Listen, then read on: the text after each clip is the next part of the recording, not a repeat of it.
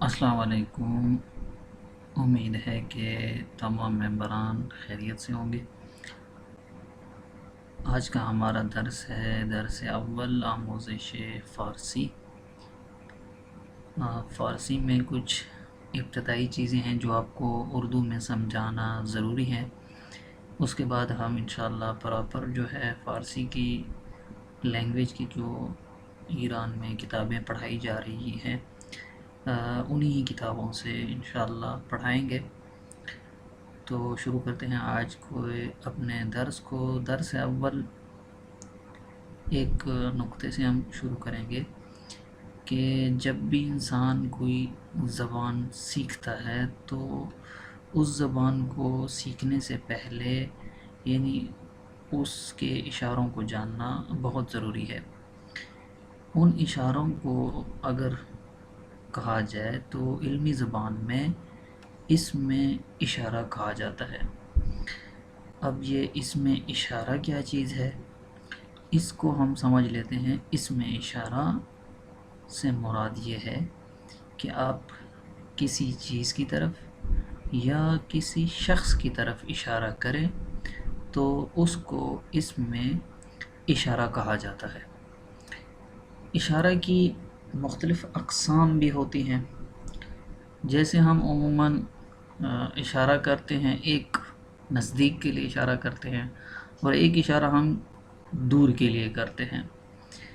तो अगर हम उर्दू में देखें, जो हम नज़दीक के लिए इशारा करते हैं तो उसके लिए हम ये का लफ्ज़ इस्तेमाल करते हैं। ये कप, ये डायरी, ये पेन।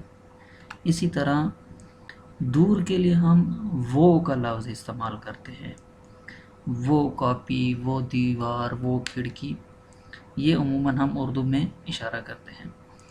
बिल्कुल इसी तरह फ़ारसी ज़बान के अंदर भी यही दो इशारे इस्तेमाल होते हैं। जब हम कहते हैं कि नज़दीक के लिए इशारा करते हैं तो फ़ारसी में नज़दीक के लिए लफ्ज़ इन, इन भी नहीं है, ऐन भी नहीं है, ई भी नहीं, बल्कि इन का लफ्ज़ इस्तेमाल किया जाता है।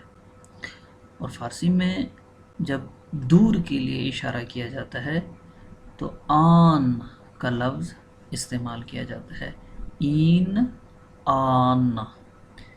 ठीक है। अगर हम चाहते हैं कि एक जुमला बनाएं तो बिल्कुल सादा सा इसके साथ एक और लफ्ज़ हम ऐड कर दें जिसे अस्त कहते हैं। जैसे हम कहते हैं उर्दू में है, ये है, वो है।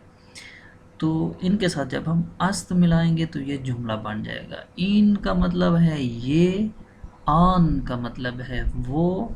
जब अस्त इसके साथ मिलाएंगे तो क्या बनेगा?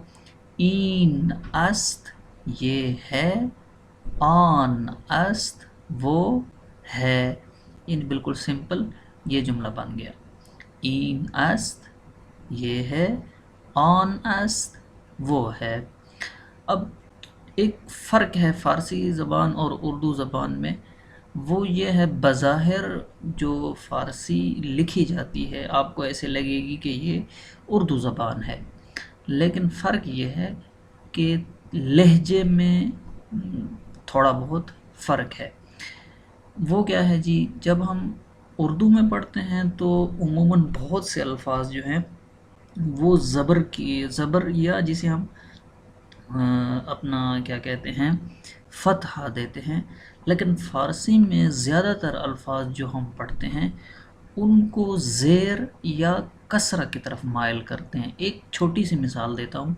जैसे हम नाम पढ़ते हैं फ़ातिमा या रुकैया, तो फ़ारसी में जब हम नाम पढ़ेंगे तो फ़ातिमा नहीं पढ़ेंगे बल्कि फ़ातिमे, रुकैये।